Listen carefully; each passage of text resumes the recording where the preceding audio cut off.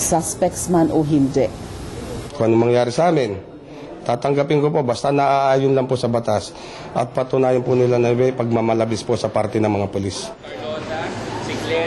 Kine-question naman ang abogado ni Ted Filon kung bakit may kasong obstruction of justice, gayong hindi pa naman napapatunayang nagkaroon nga ng krimen sa bahay ng mga etong. Kaya nga siya obstruction of justice kasi may crime na nagawa. So kailangan ma-prosecute yung mga gumawa ng crime na yon, di ba? Wala pang crime, may obstruction of justice na. Kaya bukas magsusumite na si Ted Filon at iba pang mga kasama ng counter affidavit laban sa kasong obstruction of justice na isinampa sa kanila ng QCPD. Para sa Bandila, Ron Gagalak. May mga naghihinalang binayaran ng ransom ang Abu Sayyaf kaya nabawi ang kinidnap na si Andreas Notter. Muli namang umapila ang mga kaanak ng Italianong si Eugenio Vanni na hawak pa rin ng mga kidnapper. Dito sa Barangay Poblasyon Indanan, sinasabing nakita si Andreas Notter ng mga sibilyan na naglalakad malapit sa moske na ito at inihatid sa bahay ni Sulu Governor Abdu Sakurtan. Salungat sa sinasabi ng gobyerno na nagkagulatan na lamang ang may 7 hanggang 12 Abu Sayyaf na may hawak kay Notter at ang mga pulis na nakabantay sa kordon ng Abu Sayyaf. Pero nakita sila nung mga SEP at saka ng PNP doon. Nung nakita, hinabol sila. Nung hinabol sila, nakita may puti. So hindi pinaputukan ngayon ng PNP at saka ng mga SEP dahil baka mamaya tamaan. No? Sa takbuhan ng takbuhan, naiwanan nila itong si Notter. So until he got to the House of Governors sa Kurtan, naglalaban pa yan. Ayon naman sa kwento ni Notter mismo sa Red Cross at sa ICRC, naglalakad siya kasama ang Abu Sayyaf nang mapansin niyang mag-isa na lamang at tila inabandona na. Naglalakad siya kasama yung mga captors na. Tapos isa-isang nawawala. Magtatali na sapatos, uupo doon sa sabi, siguro may jingle. Tapos siya na lang nag-isa, naglalakad.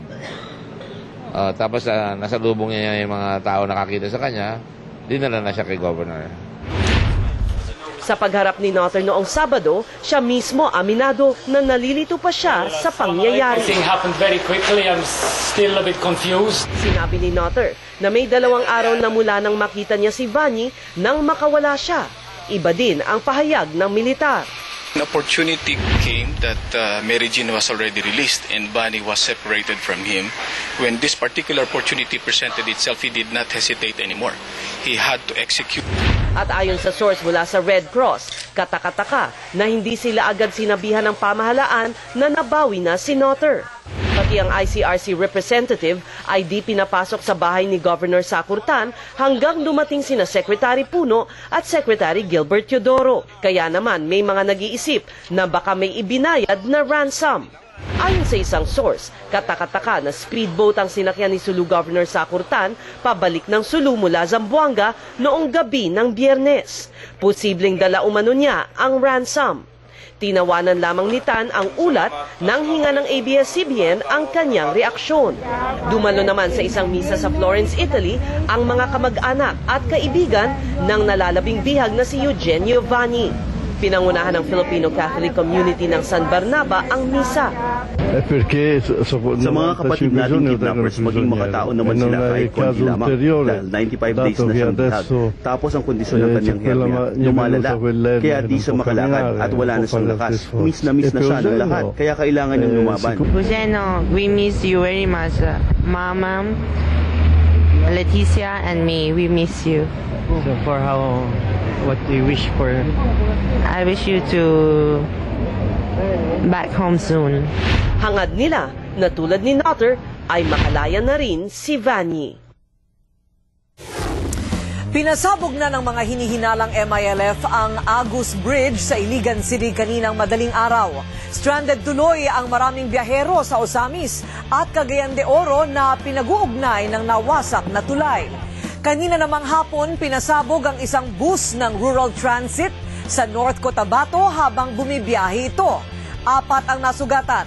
Ayon sa PNP, hindi terorismo kundi pangingikil ang motibo sa pagpapasabog ng bus. Naunsyami ang pagsulong ng Chacha sa Kamara kanina.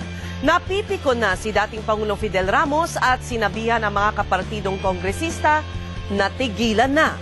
Magbabandila si Willard Che. Session is adjourned until 4 o'clock tomorrow afternoon. Maagang nag-adjourn ang sesyon sa Kamara dahil walang quorum. Sisimula na sanang talakayin sa plenaryo ang House Resolution 737.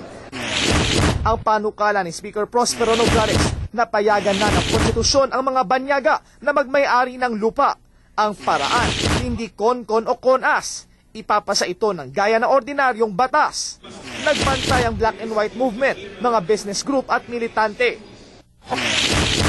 Sa labas ng batasan, tuloy ang kilos protesta.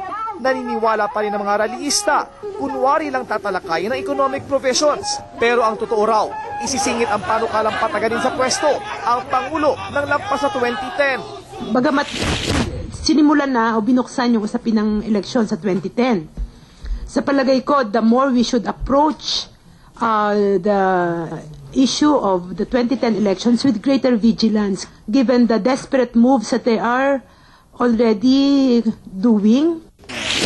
Sagot ni Nograles, maniwala na ang lahat na hindi ito mangyayari at siya mismo hindi ito papayagan. Believe me, it is not possible. Not in my resolution. For those who believe, no proof is necessary. For those who do not believe, no proof will ever be adequate. Pikon na si dating Pangulong Fidel Ramos sa mga kapartido niya sa lakas. Itigil na raw ang Chacha at atupagin na lang ang krisis sa ekonomiya. Those that are not listening because they're too immersed in charter